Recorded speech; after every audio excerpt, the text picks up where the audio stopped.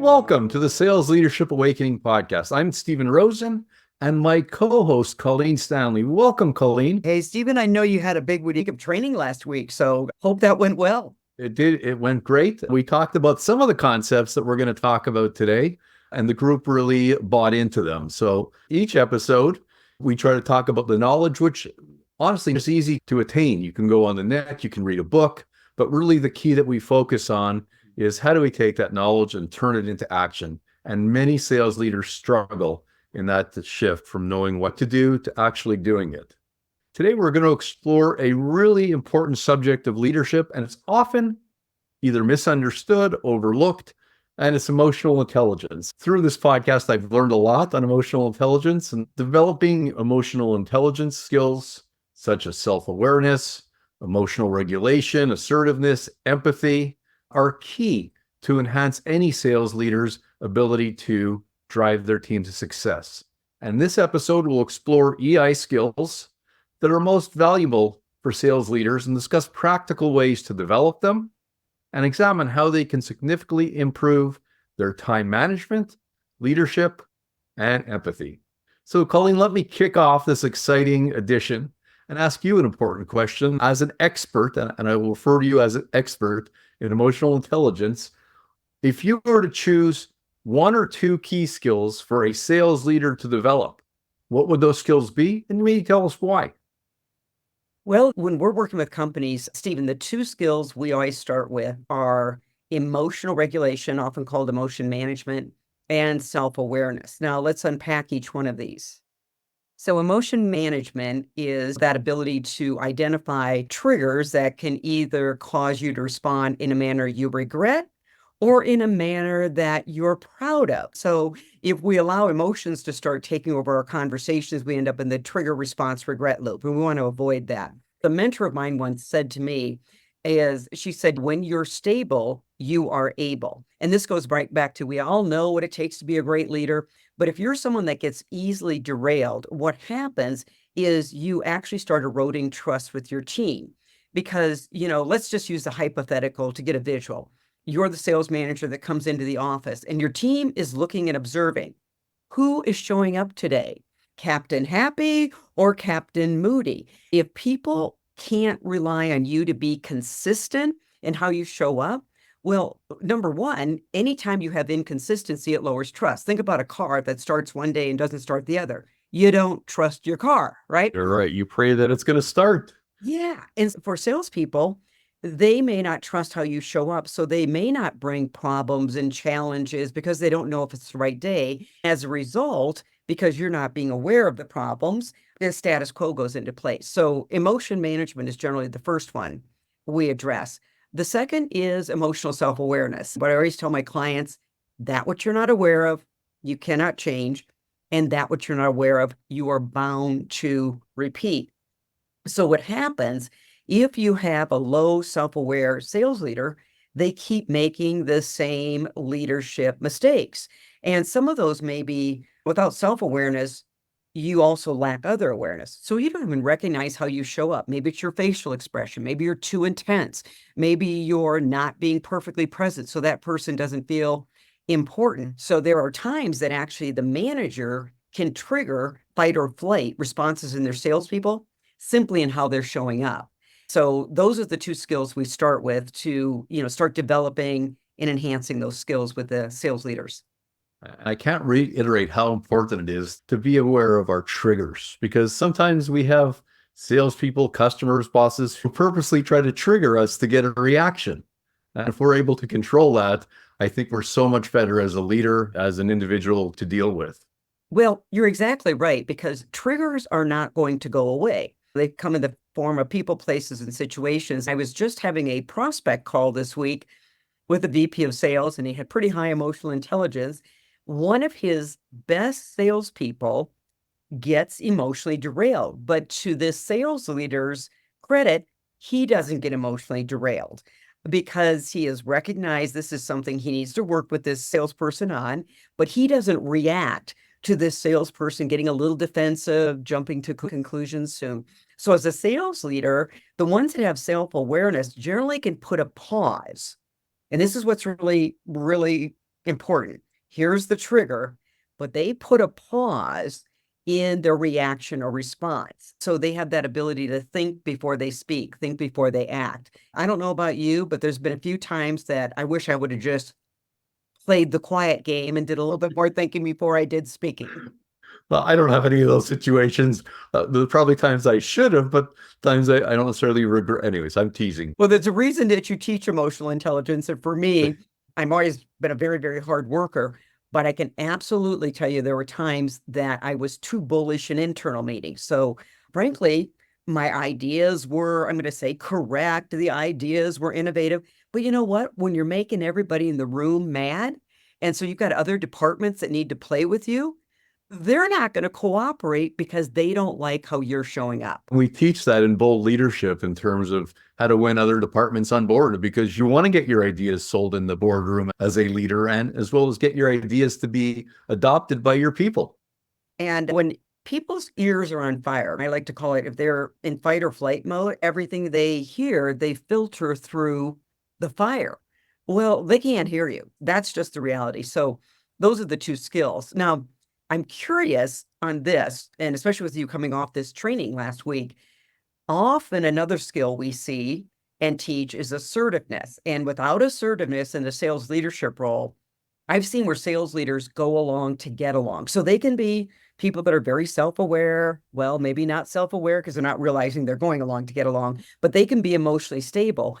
But without assertiveness, they don't hold the difficult conversations. Maybe they don't hold people accountable. How have you coached leaders to be assertive so that they do execute the right leadership behaviors? That's a great question. I covered it in a number of ways. And when I hear assertiveness, I link it to what I call being bold. And one of the tenets of bold leadership is having difficult conversations, which you refer to. And the most successful sales managers are not only ones who are driven, but those who are comfortable having difficult conversations. To be an effective leader, I focused really on three elements. One was becoming comfortable with having difficult conversations, and the ability to engage is a fundamental aspect of assertiveness. Part of it is there's various steps. Some of the times we feel things are difficult. Well, in fact, if we believe they're difficult, they are. And we approach the conversation in such a way, think, oh my God, what's going to happen here? So some of it is preparation. If you want to assert yourself, or if you want to say something and you are uncomfortable, and probably more than half the people I work with and half the population is uncomfortable with having difficult conversations. They lack that assertiveness, at least in that area as a leader. And it's important to practice, believe that it's not difficult, be comfortable in your skin. Sometimes it's about getting centered, just with deep breathing before you're going into a difficult conversation, right? It helps. And being open to provide that feedback and understand that people usually pick up on what's your intent when you're delivering a message. If your intent is to help, and maybe you say that, it's okay to assert what you want to say to the other person. In fact, in most cases, it builds respect. I'm going to backtrack on something you said, because in my experience, a lot of sales leaders do not do the prep or the practice. And I can tell you, Stephen, and my husband would disagree with this. Okay, here's the disagreement where I can find myself being situationally assertive. So with this person's situation, I have no problem being assertive. And then all of a sudden, this situation comes up and I can either go passive aggressive or aggressive. What I had to learn to do was exactly what you're talking about. Practice and rehearse, because otherwise my face was not matching the words coming out of my mouth, or my tonality. It was the right words, but they were tinged with anger. So I hope people really heard you on the practice and prep. There's a direct correlation between the outcome of a difficult conversation, if we feel that it's difficult, or an important conversation, and the preparation we put into it. It all starts with belief systems, right? Instead of believing this has to be difficult, you may change the self-talk to, I believe this is important. And important things sometimes difficult, but this is important. I'm helping this person reach their full potential. So a lot of that is that belief system. And it's important for me to assert myself as a leader, not be aggressive, but assert yourself. From an accountability perspective, I talked about last week, and I do this frequently, about micromanagement. Micromanagement, you have a boss who's a micromanager. And one of my direct reports who used to talk about my boss said, you plant the seed and every day he would dig it up to see why it's not growing. That's the definition of micromanagement. If you want to create accountability, some of it has to do with the cadence that you set to do follow-ups. So when I coach sales leaders, part of what I do is establish a cadence where they meet monthly, and we call them monthly accountability meetings. They review key things like sales results, performance, KPIs, and what the sales rep intends to do in the next month.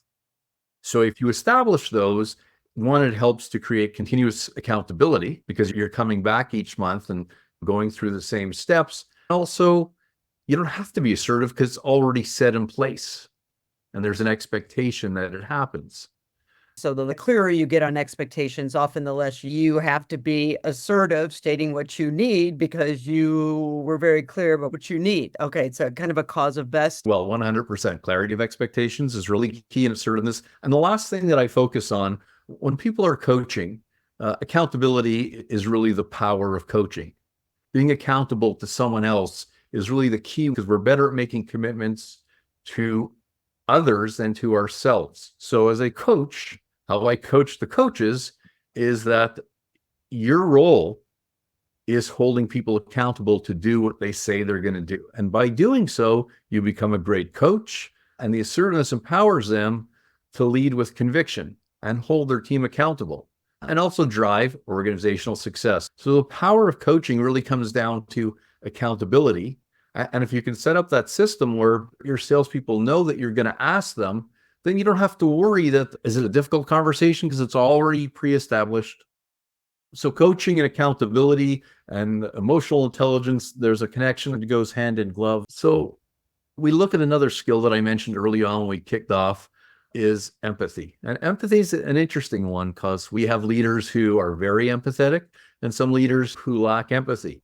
But there's a challenge when you're empathetic and you listen to excuses, right? You may not get stuff done. So how can sales leaders manage both? Be empathetic and also get things done, make things happen. Right. And often it's interesting because I have taught empathy for years. And so somebody always kind of slowly raises their hand, and we're not done with the whole workshop, but they're starting to get worried. They're like, but we need to get stuff done. What they confuse empathy with is empathy is letting people off the hook. And that is not what it is. It's almost a cliche definition at this point. It is knowing and stating what somebody's thinking or feeling from their perspective. So there is a time for simply empathy. And empathy could be where you've got a rep that has done everything right. They've been working on a deal for 9 months, and all of a sudden in that deal, a new decision maker joins the company, starts suggesting, I have a vendor that could also do this. And they come in their office and they're sharing that story with you. Now, for a lot of managers that lack self-awareness, they can be very empathetic, but in this situation, they don't bring the empathy muscle. And instead, they go, Stephen, we can still get this deal. Okay, who's the competitor that the new decision maker's bringing in? Let's do a gap analysis. How can we unsee it? And the poor rep is just sitting there going, could you show me a little empathy? And it could be as simple as, wow, Stephen, you've done everything right on this account. And you're probably wondering, where are these other stakeholders? You might be even feeling a little betrayed because, see, that's what happens if your stakeholders aren't standing up for you. So until you demonstrate empathy there, they can't hear all your coaching advice. People can't hear you until you've demonstrated they've heard them. So in this one, you simply state empathy in order to make that connection before you go into your problem-solving mode, which all of us can tend to do because we're very task-oriented. We want to help the rep. Now, let's go back to the difficult conversation. Empathy is also very good to use in a difficult conversation as long as it's followed up with assertiveness. So here's an example. We've heard from more than one sales manager, CRM, the hygiene, keeping the CRM updated, right? And people don't want to do it. So you could go in and be very assertive and have the conversation one more time. However, if you want to change the conversation, you'd say, hey, Stephen, let's back up here a little bit, because right now you're probably thinking, well, why are you all over me on getting my data into the CRM? I'm hitting my numbers. Why don't you go bug somebody else that isn't hitting their numbers? Because isn't that what they're thinking? If they're not saying it, they're definitely thinking it. And so until you say what they're thinking or feeling, they can't hear anything else. And they're going to say, yeah, yeah. Well, then that opens up the door for the assertive conversation and maybe doing a better job of explaining how lack of their data impacts the entire company. So you can do empathy first, but assertiveness must follow. And that's where people make the mistake in difficult conversations. They show empathy and then they go, and why don't we talk about this later? Because they start going along or dodging, finishing up the conversation, which could be difficult. That's a great way to understand empathy, that it helps open up people by understanding where they're at. There is nothing more important than somebody going, and this is a basic human need, and I don't care how much bravado you have, age, win stuff, it's just a basic human need. So it can be one sentence that you say, and all of a sudden you go, ah, okay, they get me. And sometimes if you've had something that's been bothering you, just the fact that somebody really truly acknowledged it, you can move on. So the one thing I'd like to point out, empathy is not active listening. See, active listening is repeating what somebody said, paraphrasing. Empathetic listening is knowing what somebody's thinking or feeling. So this is why it goes back to self-awareness. If you don't take time in the morning, and let's say you got sideways with somebody. Now, if you're going to be a person of accountability, you first of all take responsibility. You go, okay, why did we get sideways? What part of this did I cause? And some of it may have been as simple as you didn't demonstrate any empathy. You went into problem solving mode, advice mode. So there's all sorts of ways empathy shows up in life and at sales and coaching conversations. And you can use a coaching mindset, asking, how are you feeling about that? And ask questions, as opposed to, we try to avoid going into tell mode, especially when someone has encountered a major fire or an issue that's really impacted them negatively. Yeah, exactly. Now, going along this EQ skills, there's another one that I find really important. And I find it more important in this day and age of where we've just got rapid change. You know, everybody's got a lot of technology, and that is delayed gratification, the ability to put in the work to get the job done. And I know you and I are big proponents of time management, priority management. So I'd love to hear your perspective a little bit more on this and how delayed gratification actually affects your ability to execute the right leadership behaviors or the salespeople's behaviors. Great question. Now, I remember reading somewhere that the people who are able to delay gratification are usually the most successful people, because they're focused on maybe longer term stuff, that they can pass on some of the immediate things that are fun to do. So when you ask the question, I have to really think about that connection, because I'm a firm believer in what I call focus. When you talk about time management, that's probably the biggest issue that we all face. I don't know how many people say, I don't have time, right? Again, listening empathetically to them. And part of the response, or part of what I've learned, is sometimes they have to look at what's critical. Not sometimes, always what's critical. If you're a sales leader, to me, effective time management means looking at what activities you do on a daily basis, defining your activities as, whether I call them results, RGAs, results generating activities, or revenue generating activities. I know today I have a list of things to do. And of course, the easy ones to knock off your list are the ones you do first. We're chasing that shiny fish. And there's some that are harder to do, which I noticed just looking at my calendar today, I haven't crossed off. Oh my God, I don't want to do that. So you procrastinate. So if you want to be highly productive, part of it is realizing what's really important in terms of activities, because we don't get results by focusing on results. We get results by focusing on results generating activities. And as a sales leader, you're looking at time for strategic planning, coaching, follow-ups, rather than getting sidetracked on less critical, less urgent tasks. So the nature that we all face is, let's get to our easier tasks or our quicker tasks, but they have no value in terms of return on your time, return on your energy. If you can't spend the time on what's critical and delay some other stuff, you're actually being far more productive as a leader, as a salesperson, as an individual. And whether we call that emotional intelligence skill, delayed gratification, which I would never put it in that basket, but it is certainly important in what we do, where we spend our time, balancing, managing time, with what's really critical and what I call as time-sucking activities. There are many of those in a day. Many times, if we don't have that discipline to say, hey, I got to do this and this can wait, which is delayed gratification in its essence, we're not going to be as productive. We're going to be much more stressed, and the results are not going to be as good. And this goes back to a couple of things. It goes back to a belief system, which belief systems actually fall under the umbrella of self-awareness. So as a leader, you have to have the self-awareness of when you're falling into the trap of FOMO, fear of missing out. You have to have this self-awareness that you have a negative belief system, that you don't have 2 hours to sit and think and strategize, because that's when you get involved in the old busy, not productive bucket. So all of those really require self-awareness, and then the ability to delay the gratification of doing the easy tasks, firefighting. And because if you take a look at firefighting, and when I've worked with teams on firefighting, I actually run them through an exercise. How many of these fires are repeatable fires? Well, you'd be amazed how many of them are repeatable. And my philosophy is, if it's repeatable, it's preventable.